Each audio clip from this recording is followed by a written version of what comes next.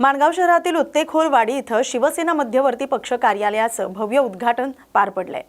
हा उद्घाटन सोहळा मंत्री भरत गोगावले यांच्या हस्ते संपन्न झालाय। ढोल ताशाच्या गजरात आणि जोरदार घोषणाबाजीत संपूर्ण परिसर दणाणून गेला होता।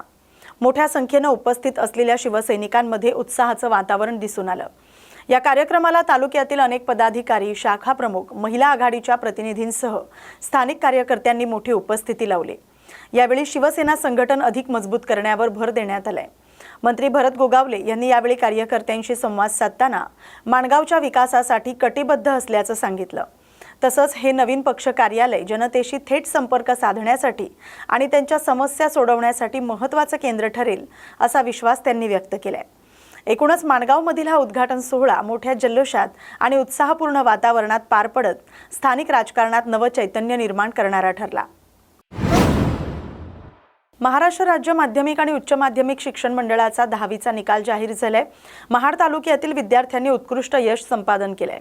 महाड येथील गुरुकुल अकॅडमीच्या विद्यार्थिनी समृद्धी खैरे हिनं 96.80% गुण मिळवत तालुक्यात प्रथम क्रमांक पटकावलाय। तिच्या या यशामुळे शाळा आणि संपूर्ण परिसरात आनंदाचं वातावरण निर्माण झालंय। समृद्धीच्या या यशाबद्दल शिक्षक, पालक आणि स्थानिक नागरिकांकडून तिचं भरभरून कौतुक होतंय।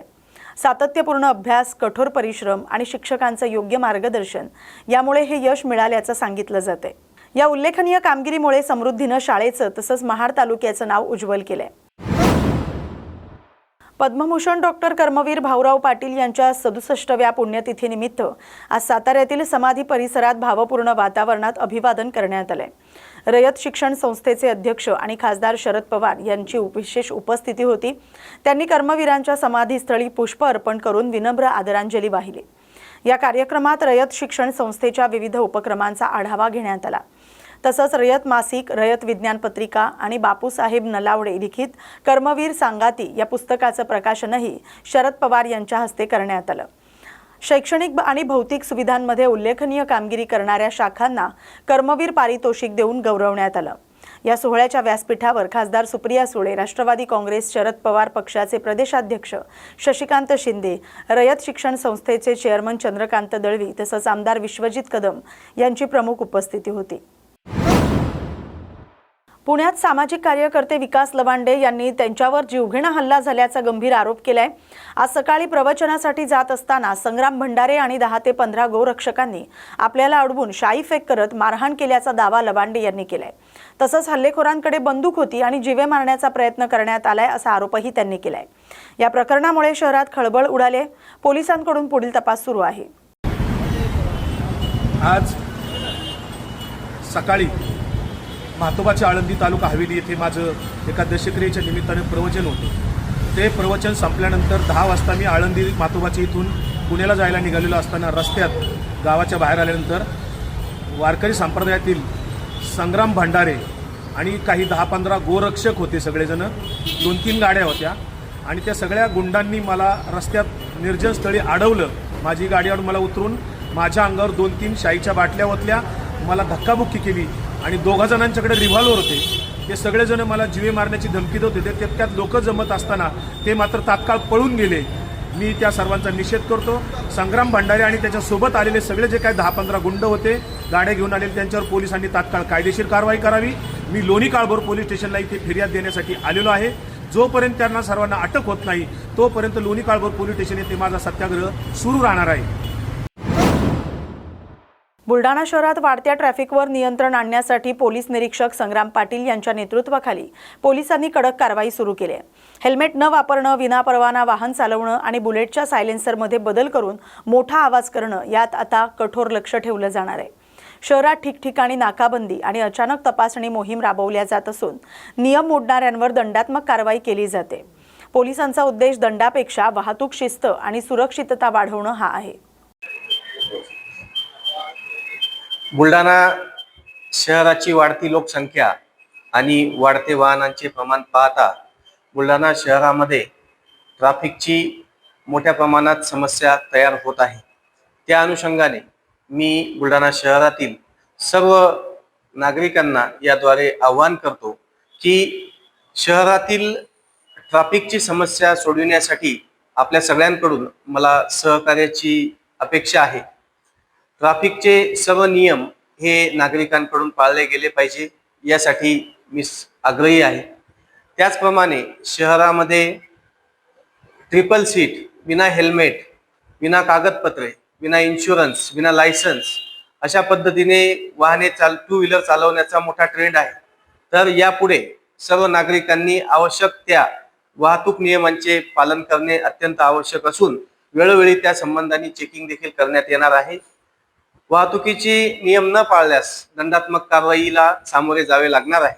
तसेच या बुलढाणा शहरात एक समस्या वाहतुकी संबंधीची आहे की मोठ्या प्रमाणामध्ये बुलेट हे सायलेन्सर काढलेल्या अवस्थेत मोठ्याने आवाज करणाऱ्या, फटाके फोडणाऱ्या या फिरवल्या जातात. तर यानंतर अशा प्रकारच्या बुलेट शहरामध्ये मिळून आल्यास संबंधित बुलेट या पोलीस स्टेशनला जप्त करण्यात येतील, त्यांच्यावरती कायदेशीर कारवाई करण्यात येईल. तसेच बुलेटचे जे मालक आहेत, चालक आणि मालक, या दोघांवर कायदेशीर कडक कारवाई करण्यात येईल. त्यामुळे मी आवाहन करतो की यापुढे बुलेट असतील किंवा कोणत्याही दुचाकी वाहने असतील हे ट्रॅफिकचे नियम फॉलो करूनच वापरावेत, अन्यथा कायदेशीर कारवाई करण्यात येईल. सगळ्यांना शुभेच्छा. धन्यवाद. नागपूरमध्ये सध्या चवीचा एक अनोखा उत्सव रंगत आलेला आहे. पश्चिम बंगालमध्ये राजकीय घडामोडी सुरू असताना दुसरीकडे नागपूर इथं खवय्यांसाठी खास झालमुडी महोत्सव आयोजित करण्यात आलाय. हा महोत्सव प्रसिद्ध शेफ विष्णू मनोहर यांच्या विष्णू की रसोई इथं पार पडतोय. या महोत्सवात बंगालची पारंपरिक तिखट चटपटीत झालमुडी आधुनिक ट्विस्टसह विविध फ्लेवर्ससह मध्ये सादर केली जाते. शेफ विष्णू मनोहर यांनी सांगितले की या खास झालमुडीसाठी वापरण्यात आलेला मुरमुरा हा थेट पश्चिम बंगालमधून मागवण्यात आलाय.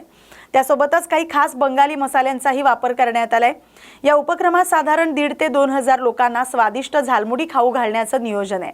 विशेष म्हणजे या डिशमध्ये केवळ चवच नाही तर शरीराला आवश्यक असलेला काही पोषक तत्व देखील मिळणार आहेत, असा विश्वास विष्णू मनोहर यांनी व्यक्त केलाय. एक प्लेट झालमुडी म्हणजे चव आणि पोषण यांचा समतोल अनुभव, असं त्यांनी सांगत हा उपक्रम खवय्यांसाठी एक आनंदाची मेजवानी ठरत असल्याचं सांगितलंय. काढले सरकार आलं आणि आज शपथविधी सुद्धा होता आणि इकडे तुम्ही झाडमुडी वाटत आहे काय? आता बघा 15 वर्षानंतर ही परिस्थिती तिथे आलेली आहे आणि त्याचा आनंद जो आहे तो आनंद व्यक्त करण्यासाठी माझा जो काय म्हणतात माझा जो फोर्टे आहे त्या फोर्टेसारखा दुसरा आनंद नाही आहे. कारण जेवण हा असा प्रकार आहे की ते सगळ्यांना आवडतं. जेवणामुळे एक क्रांती घडत असते, उत्क्रांती घडत असते आणि त्याची प्रचिती म्हणजे तुम्ही पाहिलं असेल की आदरणीय पंतप्रधान नरेंद्रजी मोदी यांनी स्ट्रीट फूडवर जाऊन ती झालमुडी घेतली आणि ती झालमुडी एका रातोरात पूर्ण भारतात प्रसिद्ध झाली. आता ती जगात प्रसिद्ध करण्यासाठी हा प्रयत्न करतो आहे मी आणि बेसिकली जो आनंद झाला आहे तो आनंद मी व्यक्त करतो आहे झालमुडीच्या थ्रू. आज खरं तर किती तुम्ही झालमुडी बनवून लोकांना खाऊ घालताय, लोकांचा काय प्रतिसाद आणि काय काय पदार्थ आहे? जवळपास 700-800 किलो किंवा 1000 किलोपर्यंत ही झालमुडी तयार होईल. कारण ज्या प्रकारे प्रतिसाद आहे लोकांचा, तर दिवसभर हा महोत्सव चालणार आहे आणि 2,500-3,000 हजार लोक किंवा त्यापेक्षा जास्त लोक याचा आनंद घेतील. याच्यात जवळपास 14 प्रकारचे वेगवेगळे आयटम्स आहेत की ज्यामध्ये चनाचोर आहे, मिक्स फरसाण आहे, त्याच्यानंतर हिरवा वाटाणा आहे, कच्चे दाणे आहेत, त्याच्यानंतर तुमचे छोले आहेत, देशी चणा आहे. जवळपास 14 आयटम आहेत आणि याच्यामधून प्रोटीन्स, विटॅमिन्स, त्याच्यानंतर फायबर, कॅल्शियम, आयर्न हे सगळे पदार्थ मिळतात आणि तसा स्वस्त प्रकार आहे. तर त्याच्यामुळे मला असं वाटतं की ह्याचा प्रसार आणि प्रचार सगळीकडे व्हावा आणि सगळ्यांनी झालमुडीचा आस्वाद घ्यावा. खरं तर पश्चिम बंगालमध्ये ज्या पद्धती मिळते की त्याच पद्धतीने बनवली आहे की काही बदल केलेला आहे? आता कसं असतं की ज्या भागामध्ये एखादा पदार्थ फेमस असतो किंवा प्रसिद्ध, तर पाण्याचा एक फरक असतो. तर पाण्याची चव अर्थात इकडली तिकडली वेगळी आहे, त्याच्यामुळे होऊ शकतं. पण यामध्ये जो झालमुरी मसाला आहे तो खास तिकडनं आणलेला आहे. काही मसाला आम्ही इकडे बनवला. मुरली तिकडनं आलेली आहे म्हणजे मुरमुरा, तर मुरमुऱ्याला एक वेगळा स्वाद असतो तिकडल्या. पण बाकी पदार्थ इकडले आहे. प्रयत्न सगळा केलेला आहे, पण एक नंबर आहे.